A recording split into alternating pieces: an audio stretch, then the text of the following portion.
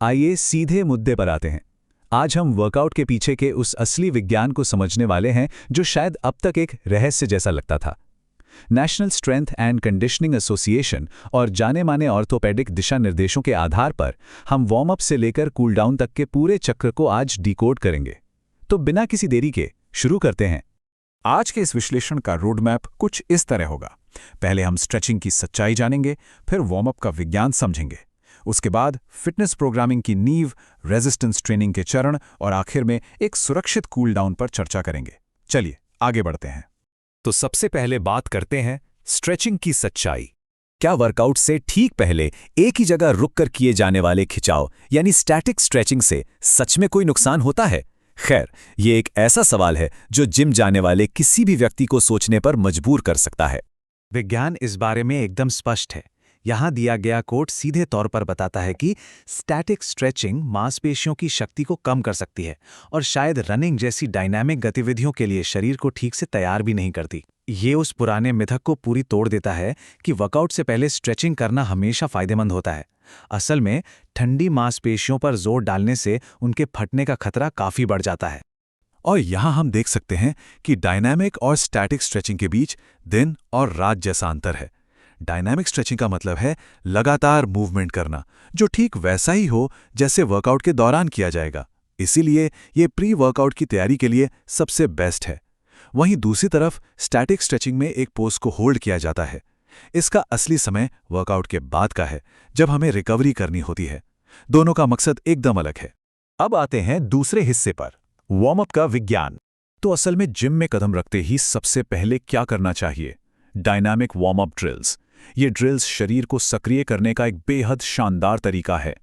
इन active movements से शरीर का कोर टेम्परेचर और ब्लड फ्लो दोनों ही तेजी से बढ़ते हैं, जो एक सुरक्षित वर्कआउट के लिए बिल्कुल जरूरी है।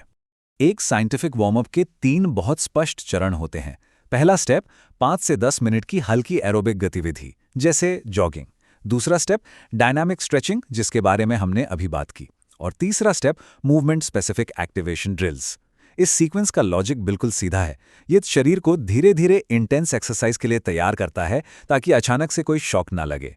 जैसे कि इस इमेज में देखा जा सकता है, प्लायोमेट्रिक और हाइनी ड्रिल जैसी मूवमेंट स्पेसिफिक गतिविधियां सच में कमाल करती हैं। अगर रनिंग या स्पोर्ट्स जैसी कोई एक्टिविटी करनी हो तो ये न्यूरोमस्कुलर एक्टिवेशन को एकदम से बढ़ा देती हैं। इससे टेंडन और मसल्स लचीले बनते हैं और शरीर झटकों को आसानी से झेल पाता है। चलिए अब तीसरे हिस्से की तरफ बढ़ते हैं, फिटनेस प्रोग्रामिंग की नींव।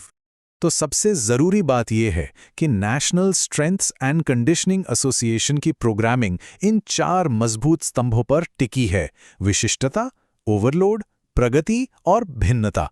इसे किसी ऊंची इमारत की नींव जैसा समझिए। अगर एक भी पिलर कमजोर हुआ तो सारी प्रोग्रेस रुक सकती है। ये नियम तय करते हैं कि बॉडी को हमेशा एक नया चैलेंज मिलता रहे और वो लगातार बेहतर होती रहे। अब इस स्क्वाट वाली इमेज पर ध्यान देते हैं।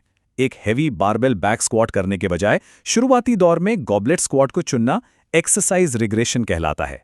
यहाँ मेन आइडिया यह है कि किसी टेक्निकल चीज में उलझने से बेहतर है मूवमेंट के सुरक्षित नतीजों पर ध्यान देना। इससे चोट लगने का डर कम होता है और बेस स्ट्रांग बनता है। आगे बढ़ने से पहले इस टर्म को समझना बहुत जरूरी है। 1RM यानी 1 रेपिटेशन मैक्सिमम। आसान शब्दों में कहें तो ये वो सबसे भारी वजन है जिसे बिल्कुल सही फॉर्म और तकनीक के साथ सिर्फ एक बार उठाया जा सके। अगले चरण में सही वेट चुनते समय यही मैट्रिक सबसे ज्यादा काम आती है। अब हम आते हैं चौथे हिस्से पर, रेजिस्टेंस ट्रेनिंग के चरण। चलिए इस टेबल को थोड़ा डिटेल में देखते हैं ताकि समझ आए कि चीजें कैसे बिल्ड होती हैं। यहाँ 4 फेज हैं: मस्कुलर एंड्योरेंस, हाइपरट्रॉफी, स्ट्रेंथ और पावर। ध्यान देने वाली बात यह है कि हर फेज में वेट, रेप्स और रेस्ट का समय बदलता रहता है। जब इन वेरिएबल्स को इस तरह सीक्वेंस में रखा जाता है तो ट्रेनिंग बिल्कुल क्लियर और फोकस्ड हो जाती है, वो भी बिना किसी दिमागी थकान के। जैसे कि इस हैवी बारबेल लिफ्ट में देखा जा सकता है, स्ट्रेंथ और पावर वाले भारी मल्टी जॉइंट लिफ्ट्स करने से पहले एक अच्छी मस्कुलर एंड्योरेंस और हाइपरट्रॉफी की नींव होना बेहद जरूरी है। अगर बेस बनाए बिना ही इन भारी वजनों को उठाने की कोशिश की तो वो किसी बड़े खतरे या चोट को बुलावा देने जैसा ही होगा। और अब हम हमारे आखिरी हिस्से पर आते हैं, एक सुरक्षित कूल डाउन।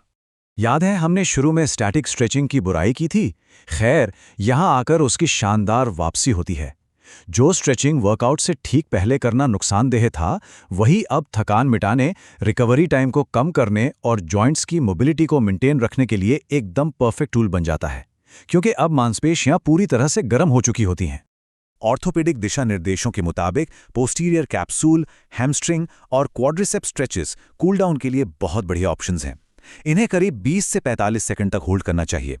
पर यहां एक बहुत बड़ी चेतावनी है, स्ट्रेच करते वक्त कभी भी बाउंस नहीं करना चाहिए।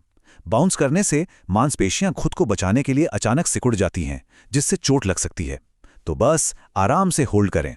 तो सब कुछ जान लेने के बाद अब सोचिए, क्या अगला वर्कआउट उन्हीं पुराने बेअसर मिथकों पर आधारित होगा या फिर इस evidence based workout life cycle के सच्चे विज्ञान पर? यह एक ऐसी बात है जिस पर अगली बार जिम में कदम रखने से पहले जरूर विचार किया जाना चाहिए। इस विश्लेषण का हिस्सा बनने के लिए बहुत बहुत शुक्रिया।